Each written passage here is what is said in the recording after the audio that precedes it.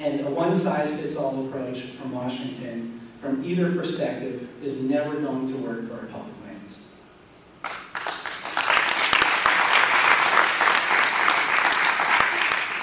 Scott?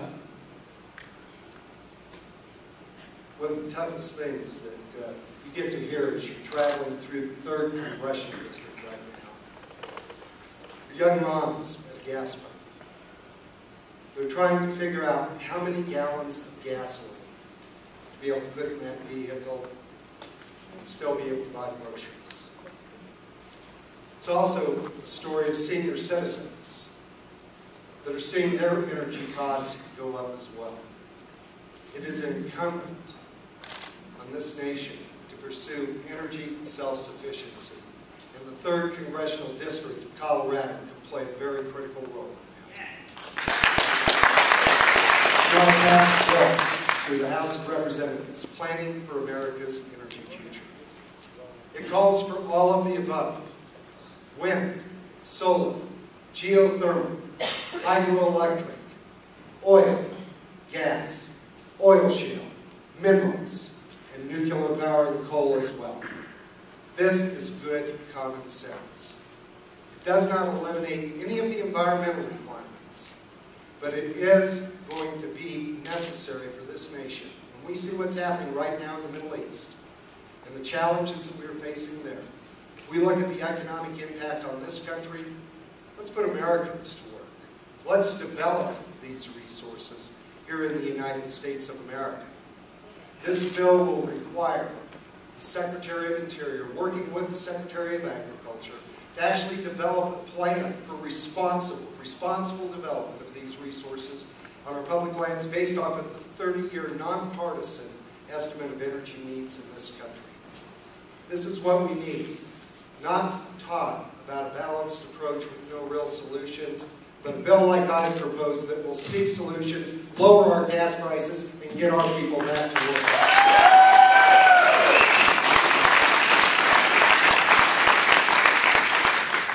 Jasper Wolf will ask question 5, and we'll answer it in the order of Sal, Scott, and Ms. Cassidy. Thank you, Tim. The next question is about money. The federal government is overspending and has borrowed over $1 trillion each year over the past recent years. The President appointed the Simpson-Bowles Commission for Fiscal Responsibility and Reform to address these issues.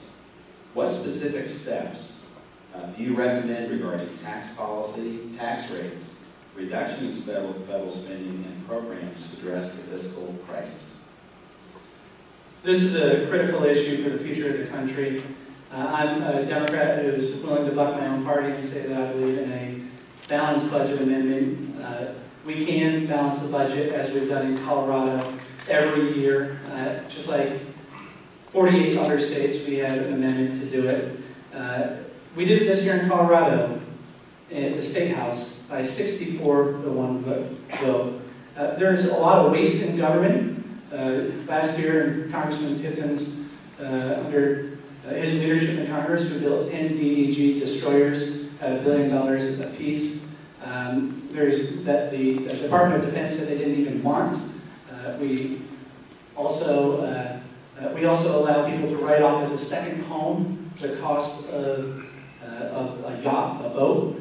There's so much that we have to look at. I think Simpson-Bowles is a great starting point. As far as taxes, I'm the only person up here on this stage who's ever passed a bill to cut taxes and signed into law. I passed a bill this past session to eliminate the estate tax for farmers and ranchers on the Colorado books in perpetuity. And in stark contrast, voting for the Tipton-Ryan budget, Congressman Tipton raised taxes on every single one of you who makes less than $200,000 a year. And at the end of the day, it's about not abusing the taxpayers' trust. When Congressman Tipton sends no bid contracts to his family, when his staff is the highest paid staff amongst all freshmen, when he uses taxpayer dollars to campaign in Eagle County, and when he was running for Congress 2 years ago as a state legislator, and he claimed 19 out of 120 days per diem, that's abusing the taxpayers' trust. My promise is you'll never get a headline like this out of me when I'm your congressman. It is my way of doing it.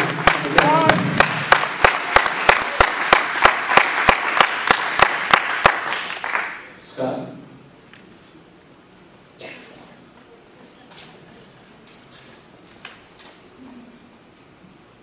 Politics as usual.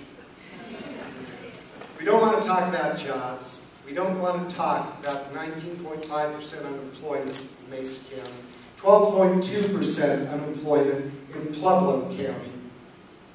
He wants to play politics. Fact is, Mr. Pace, I returned $190,000 to the U.S. Treasury out of our office. It's a real challenge. We do need to have a new tax policy. You call up the IRS right now, they can't give you an answer that you can count on. We have passed legislation calling for a flatter, fairer, and simpler tax.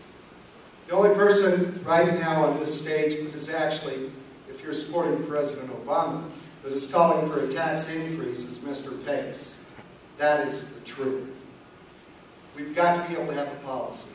Proposals that we are putting forward call for 2 tax brackets. A 10% tax bracket and a 25% tax bracket. But here's what we do.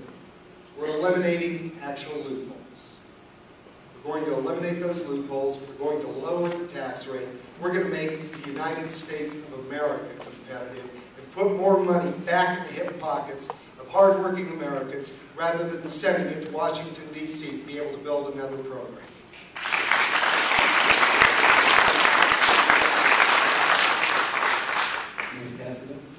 Money is everything, and our country is broke.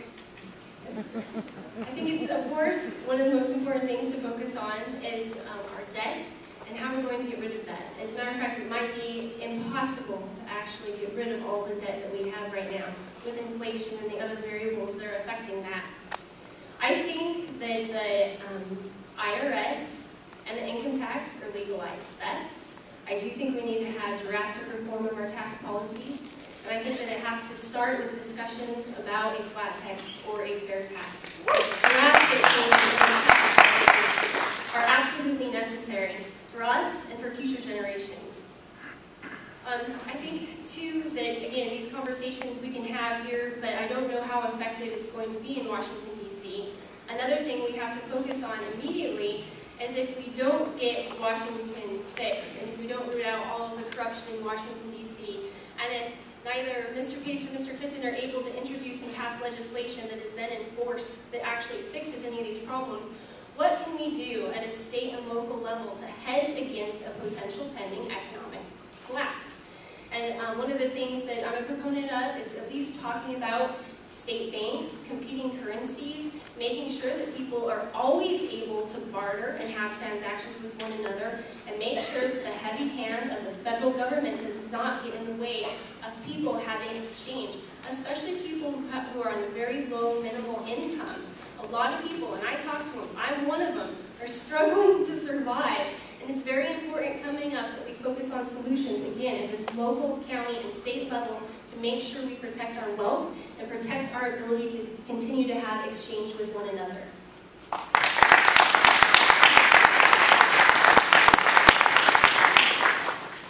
Okay, so get ready for our last question. When Les holds up the stop sign, guys, then we stop. So I'll try and rein it in a little harder so we don't run over. So Sandra Rogers is going to ask the last question. Scott, Ms. Cassidy, and Sal, and that over. Sandra?